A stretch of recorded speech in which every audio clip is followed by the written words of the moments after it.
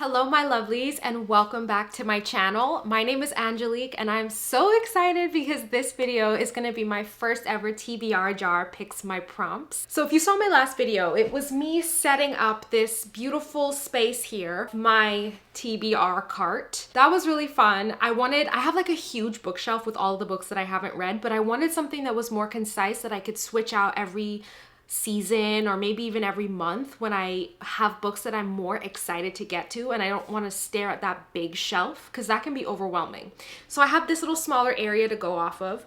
And in that last video, I also made my prompts. So this is my TBR jar and I'm so excited to see what's going to be happening in January and what I'm going to be reading. Okay.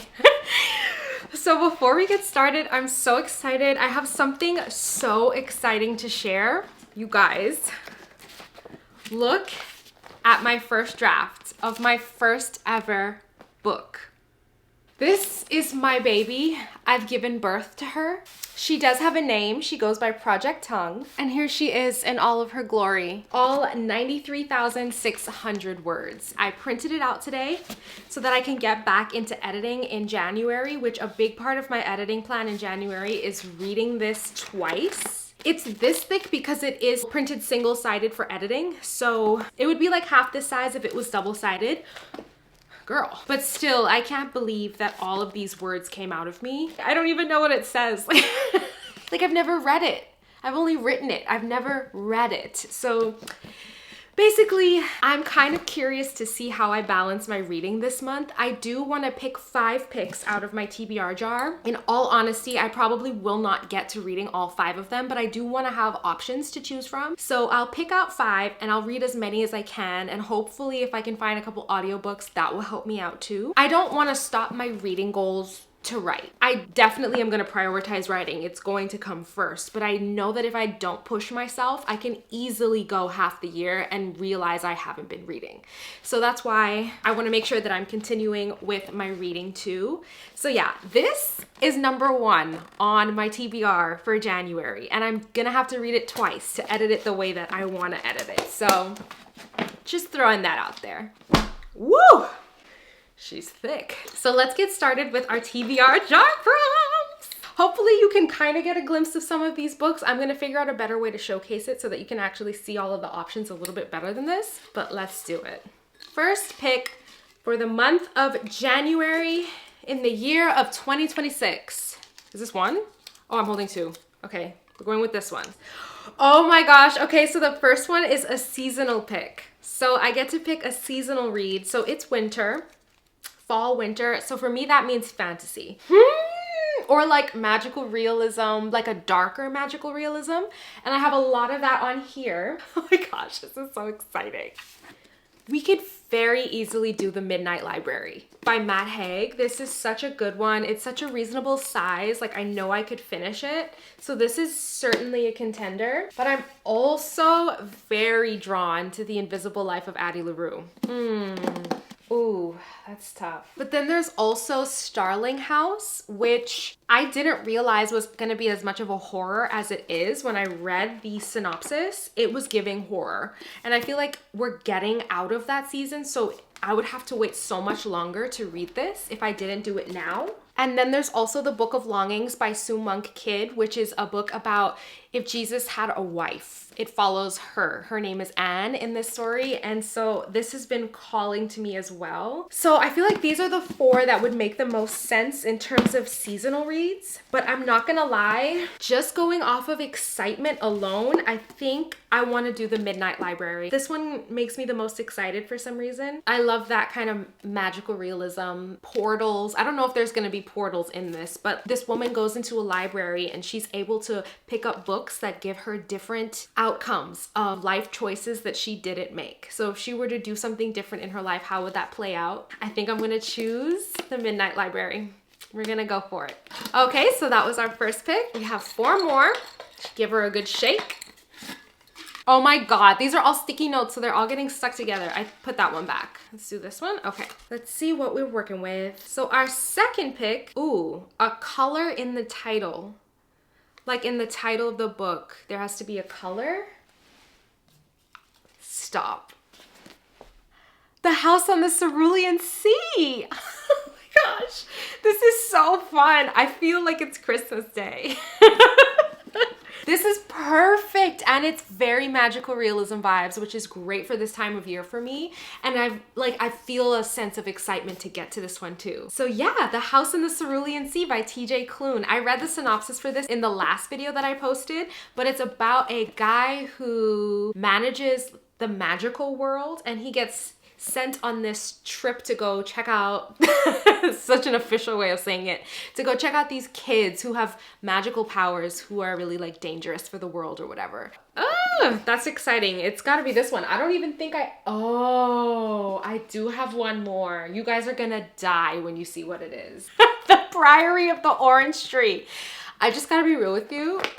This is not the month. This is not the month for this. I don't think. Yeah, unless I did an audiobook on ×2 speed. Oh shoot, but then we also have Red Queen by Victoria Aveyard, which would be perfect because this is her debut. Oh, and I'm like in the middle of editing my debut and I listened to her podcast. I love her. So like this would be the perfect month for me to be inspired while reading the first book she ever released. Oh no! So we have House in the Cerulean Sea, or we have Red Queen. What do I do? Oh my gosh. So Red Queen is a series. So this would be me starting a new series, whereas this one is a standalone. Oh, I wasn't expecting a conundrum. Oh no, I'm more excited to read this, but I think this might be the smartest pick for me because it's so easy to keep putting off starting new series, especially when I feel busy, and the rest of my year is going to feel busy because I'm editing a manuscript, so it's never gonna feel ideal. And I think I will learn the most from this, but I think this one, oh man. Okay, I'm gonna be responsible and we're gonna do Red Queen by Victoria Aveyard. Okay. My little heart. All right, moving on to our third book. So far, so good though. Ooh, was not expecting this. A romance. A romance in January. Okay, all right, if you say so. Is Daisy Jones and the Six a romance? I don't think it's a romance. Frig. The two romances that I have are Summer in the City by Alex Astor and Happy Place by Emily Henry. This one is such a newer release that I feel like I should go with Happy Place because everybody has read it. This is so summery. Look at this cover. But then this literally says Summer in the City. Let me just read this. They broke up 5 months ago. Is it a romance if they broke up at the beginning? I'm trying to figure out if this is technically a romance. It says, Google says yes, Happy Place. Happy Place by Emily Henry is definitely a romance novel. Second chance romance. Okay, we're gonna go with Happy Place by Emily Henry for my romance pick. Wasn't expecting that one. Now we're on to our fourth pick. Matches your outfit. Let's see, what do I have on? So I've got this like teal sweats and like this knitted white, beige, and teal sweater. Okay, so let's see. Immediately Beartown stands out to me. I feel like those colors goes really well with what I'm wearing. Yeah, because we have beige in there, teal. Okay, so this is a contender. I was gonna say Malibu Rising, but I feel like it's a little bit too vibrant, right? Like compared to Beartown, it doesn't match as well. So not Malibu Rising, but lastly, we have House on the Cerulean Sea, which I think kind of goes. It has, the brown is throwing me off a little bit. This does have like a light brown in it, but this one is so much darker. Which one do you think matches my outfit more? Oh, I feel like it's Beartown. It's Beartown. Beartown matches way more. We've got to go with our first Frederick Bachman, which I'm excited to read him. Oh yeah, and he wrote A Man Called Ove. I think it has to be Beartown. It fits the prompt the best. Dang, I'm trying so hard to read House on the Cerulean Sea and it's just not working out for me. We're gonna do one more for January and we'll see what we're working with. I'm gonna go to the bottom of the jar for this one. Continue a series. Do I even have I don't. I'm not in the middle of a series, I don't think. Now, I do have Kindle Unlimited as well. It still counts, I think, for my TBR because books are expensive. So if we can do Kindle Unlimited, if we can support our libraries and do Libby, in my opinion, if there's something you're super excited for, it's on your TBR. So let's see. I don't think, though, that I'm in the middle of a series. Oh, shoot. Oh, wait. That's actually interesting. So I did mention in my 26 books for 2026 video that I had started A River Enchanted by Rebecca Ross on audiobook. When my husband and I were commuting together, we were listening to it together, and I was absolutely in love with it. It was about a guy who was in a boat. That's not where it starts. It's a boat, kind of. It's about this Scottish guy. It's set in Scotland, who was going to this other man's house, who was the only qualified guy to get him across this river safely to get over to his clan family where he had run away from, or for some reason was away from, and now he needed to go back to. And it's a series. It's a duology, and I never got to finish A River Enchanted. So I think that counts, right? Continuous series, like I didn't even get to finish. I need to continue reading, and that is a part of a series. So that's super interesting because I was really excited for that one. So that's a perfect opportunity to finish A River Enchanted because I was loving it, and I have it on my Kindle. So I think my 5th book for January is gonna be A River Enchanted, which I read on my Kindle Unlimited.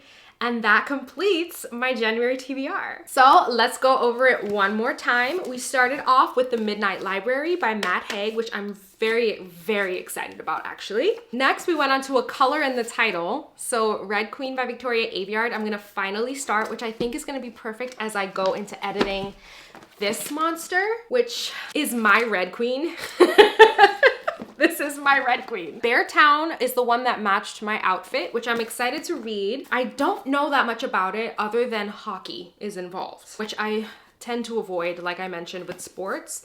A tiny community deep in the forest, Beartown hasn't been the best at anything in a long time, but down the lake stands an old ice rink, and in that ice rink, Kevin, Amat, Benji, and the rest of the town's junior ice hockey team are about to compete in the national semifinals, and they actually have a shot at winning. All the hopes and dreams of this place now rest on the shoulders of a handful of teenage boys. Under that heavy burden, the semifinal match becomes the catalyst for a violent act that will leave a young girl traumatized and a town in turmoil. This is a story about a town and a game, but even more about loyalty, commitment, and the responsibilities of friendship. The people we disappoint even though we love them, and the decisions we make every day that come to define us.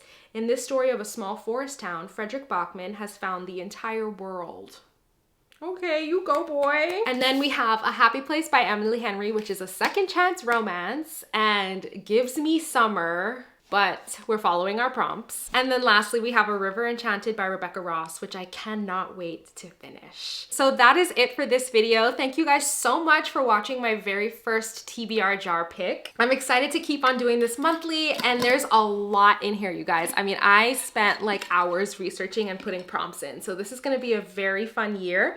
But I will get back to you at the end of January, the beginning of February, and let you know how many of these I completed. And of course, I will let you know where I'm at with my very own manuscript. So thank you again for watching. If you haven't yet, consider subscribing, and I will see you guys in the next video.